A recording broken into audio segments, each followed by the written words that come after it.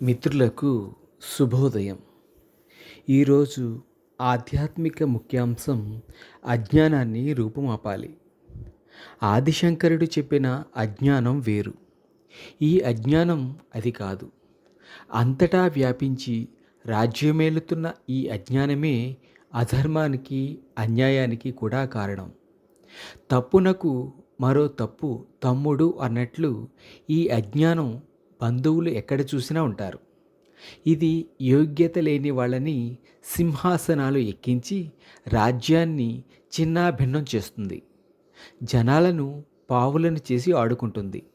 అందరూ జ్ఞానవంతులు అయితే చెడ్డ పాలకులను ఎందుకు నెత్తిమీద పెట్టుకుని ఊరేగుతారు? వాళ్ళని దించడానికి అష్ట కష్టాలు ఎందుకు పడతారు? అజ్ఞానం దుర్యోధనుడికి గురువు, కంసుడికి మామ. రాక్షసుల్లాంటి మనుషులను నడిపించేది అజ్ఞానమే. దాన్ని లేకుండా చేయడం ఎలా? అది సాధ్యపడదు. అందరూ విద్యావేత్తలు, పండితులు, జ్ఞానులు, యోగులు కాలేరు.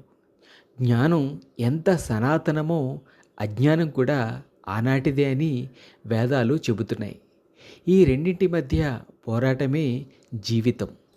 అయితే చూస్తూ చూస్తూ అజ్ఞానాన్ని పెంచి పోషించకూడదు. ఎక్కడ ఉన్నా దాన్ని రూపుమాపాలి. ఒక్కోసారి తెలిసిన వాడి కంటే తెలియని వాడే ఎక్కువగా సుఖపడతాడు.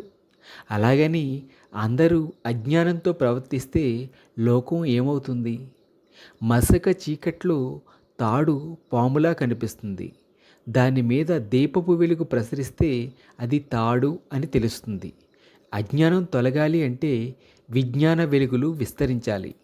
అవిద్య పోవాలి అంటే ఆత్మవిద్య కావాలి. అందరికీ అది అందిరాదు. స్వానుభవంతో సంపాదించుకునే బ్రహ్మజ్ఞాన సిద్ధి కలగదు. కాబట్టి తనకున్న అజ్ఞానం తనకు తెలిస్తే చాలు. అందుకే సోక్రటీస్ నాకేమీ తెలియదు అన్న విషయం తెలిసిందని చెబుతాడు. అజ్ఞానం పోగొట్టడానికి సరైన జ్ఞానం సరైన సమయంలో రావాలి, లేదా అజ్ఞానం పెరగకుండా చూడాలి. కౌరవులు 100 అజ్ఞానం వెంట నడిచారు. దుర్యోధనుడి వల్ల నాశనమైపోయారు. పాండవులు 5 జ్ఞానం వెంట నడిచారు. శ్రీకృష్ణుడి రక్షణ పొందారు, విజయం సాధించారు. సర్వ అనర్థాలకు కారణం అజ్ఞానం. సర్వ శుభాలకు, సుఖ సంతోషాలకు కారణం విజ్ఞానం. అన్ని వైపుల నుంచి గొప్ప ఆలోచనలు, అద్భుతమైన జ్ఞానం వచ్చుగాక అని ఋగ్వేదం అందుకే చెబుతోంది. సత్సాంగత్యంలో జ్ఞానం ఉంటుంది, దుస్సాంగత్యంలో అజ్ఞానం ఉంటుంది. అందులో తాత్కాలికమైన హాయి లభిస్తుంది, జ్ఞానంలో శాశ్వతమైన ఆనందం ఉంటుంది. దాన్ని లోకానికి అందించాలి అంటే చీడ పురుగుల మీద క్రిమి సంహారక మందులు చల్లినట్లు అజ్ఞానం మీద జ్ఞానాన్ని వర్షంలా కురిపించాలి. చెడు దావానంలా వ్యాపిస్తుంది. మంచి చెవిని చేరకముందే చెడు ఇల్లు కట్టేస్తుంది. అజ్ఞానం ఊళ్ళని తగలబెడుతుంది. గురు రూపంలో దైవం సరైన మార్గంలో నడిపించి అజ్ఞానం ఆట కట్టిస్తాడు.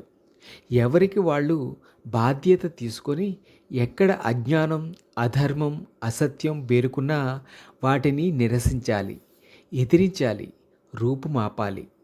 బ్రహ్మసత్యం జగన్మిథ్య అనే వాక్యాన్ని అనుభవంలోకి తెచ్చుకోవాలంటే ముందు ఈ సాధారణ స్థాయిలో ప్రాథమికమైన అజ్ఞానాన్ని తొలగించుకోవాలి.